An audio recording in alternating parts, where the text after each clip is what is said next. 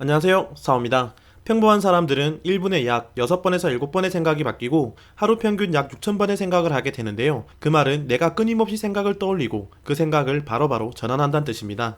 이처럼 뇌는 아주 역동적인데요. 그래서 시험이나 자격증을 준비하는 수험생이라면 효율적인 공부를 위해서라도 반드시 내 생각들을 컨트롤할 수 있어야 합니다. 왜냐하면 그대로 방치해둔다면 투자한 시간에 비해 성과가 너무 좋지 않기 때문인데요. 예를 들어 하루 10시간을 공부해 단어 몇 개를 외우게 된다면 그 수험생이 합격하기란 생각보다 쉽지 않을 테니까요. 그래서 이 영상에서는 어떻게 해야 공부에 맞게 우리 뇌를 최적화할 수 있는지 내각의 관점에서 알아보도록 하겠습니다. 바로 시작할게요. 공부의 뇌로 만드는 첫 번째 방법, 의식의 범위를 좁혀라입니다.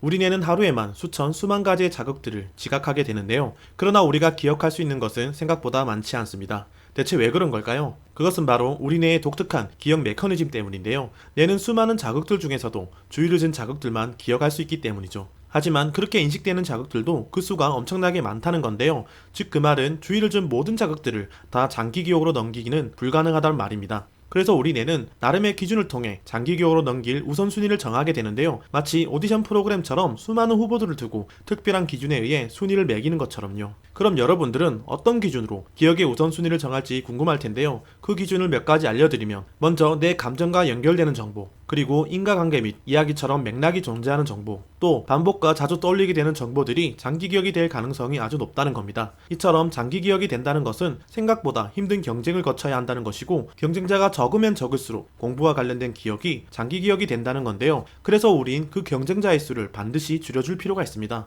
그것을 저는 의식의 범위를 좁힌다라고 표현하는데요. 예를 들어 공부를 5시간씩 한 2명의 학생이 있다고 생각해 봅시다. 한 학생은 공부 시간 외에 뉴스나 카톡으로 친구랑 다투거나 즐거운 대화를 나눴고, 다른 학생은 공부 시간 외에 잠깐 나가 걷거나 그냥 잠을 잤죠. 그럼 두 학생들 중에 누가 공부한 것을 더 많이 기억할까요? 네, 여러분들도 예상하셨듯이 후자의 학생, 공부 외 시간에 걷거나 잠깐 잠을 잔 학생일 겁니다. 왜 똑같은 시간을 공부했음에도 이런 차이가 오는 걸까요? 앞에서 기억은 서로 경쟁하고 특별한 기준으로 우선순위가 결정된다고 했습니다. 즉, 공부한 기억들과 우리의 일상의 기억들도 장기 기억이 되기 위해 서로 경쟁한다는 것이죠. 전자의 학생의 경우에는 공부 외 시간에 자극적인 뉴스 제목을 선택하게 될 것이고, 친구와 SNS를 하면서도 특히 다툰 기억은 내 감정과 강력히 연결됩니다. 그리고 왜 그런 사건이 일어났고 또 어떤 이유로 친구와 다퉜는지 그 맥락도 함께 존재하며, 게다가 그 기억은 자꾸 떠올리게 되죠. 자, 여기서 문제는 우리 뇌는 무한대로 이해하고 기억할 수 없다는 건데요. 최근 내각 연구에 따르면 하루에 내릴 수 있는 합리적인 의사결정 횟수가 정해져 있다고 알려졌듯이 기억의 용량도 제한적이라 내가 기억하고 싶어도 모두 기억할 수 없다는 겁니다. 즉 우리 뇌는 기억 그리고 의사결정이든 하루에 할 수 있는 최대 횟수가 정해져 있다는 것이죠.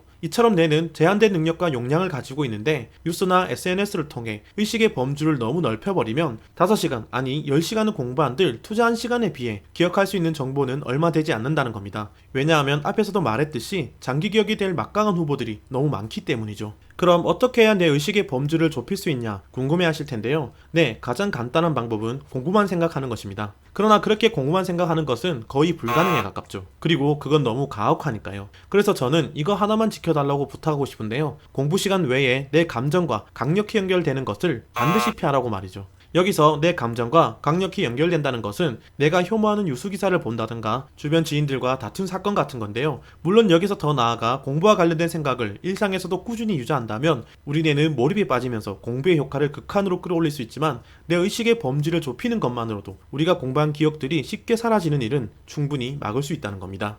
공부의 뇌로 만드는 두 번째 방법, 뇌의 디폴트 모드 네트워크를 활용하라입니다. 우리는 아무것도 하지 않거나 집중하고 있지 않으면 뇌가 쉬고 있다고 말합니다. 그런데 그 말은 틀렸는데요. 우리가 아무것도 하지 않거나 멍하고 있을 때 뇌의 영상을 촬영해보면 전전두엽과 축두엽 그리고 두정엽까지 활발하게 활동하는 것을 알 수 있습니다. 즉 그 말은 전전두엽에서 행동을 계획하고 성찰하는 영역과 축두엽의 기억과 언어 영역, 그리고 두정엽의 논리 영역이 활발하게 움직이고 있다는 것이죠. 미국 워싱턴 대학의 마커스 레이크 교수는 뇌의 이런 현상을 보고 디폴트 모드 네트워크이라 이름을 붙였는데요. 이 말을 쉽게 풀어본다면 어떤 프로그램이든 기본적으로 설정된 값, 초기 값이 있듯이 우리 뇌가 아무것도 하지 않을 때의 기본값, 기본적으로 하는 활동이 있다는 겁니다. 즉 우리가 무엇에 집중하고 있거나 TV를 볼 때가 아닌 아무것도 하지 않을 때만 활성이 되는 뇌 활동이 있다는 것이죠. 자, 디폴트 모드 네트워크의 뇌는 어떤 역할을 하는 걸까요? 일단 뇌는 우리의 무의식을 적극적으로 활용하기 시작하는데요. 즉 디폴트 모드 네트워크의 뇌는 무의식을 활용해 흩어져 있는 기억을 정리하며 또 한편으로 피곤했던 뇌를 편안하게 쉬게 합니다.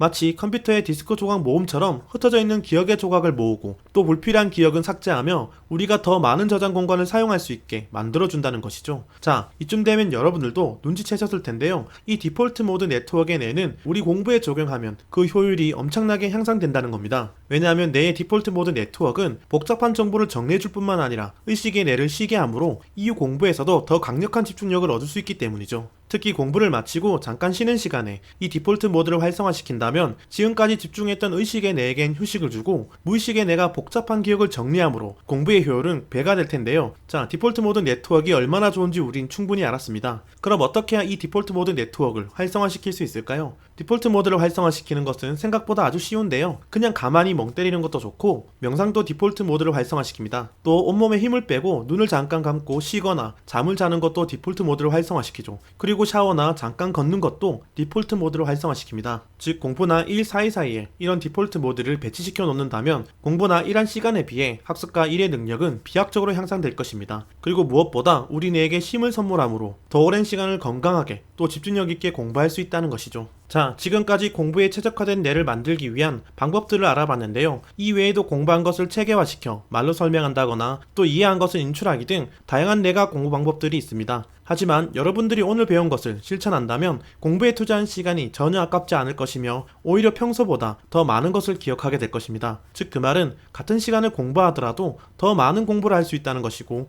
그럼 합격과 더 가까워지는 것이니까요. 똑같은 시간을 공부했는데 왜 성적이 차이 나는지 모르겠어요 라는 질문에 많은 사람들은 타고난 재능이 달라서 그래 라고 답해왔습니다. 물론 타고난 재능이 차이를 만드는 건 맞습니다만 공부 외 시간을 어떻게 활용하느냐에 따라 그 결과는 엄청난 차이를 불러오죠.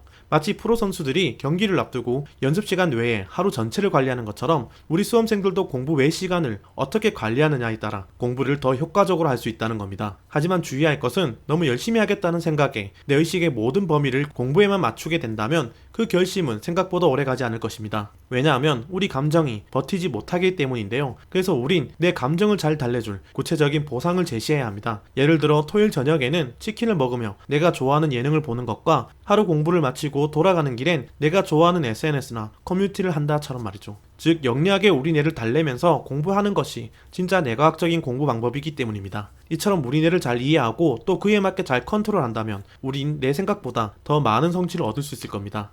오늘은 여기까지입니다. 구독과 좋아요는 사오를 더 좋은 영상을 만들게 합니다. 이상 사오였습니다.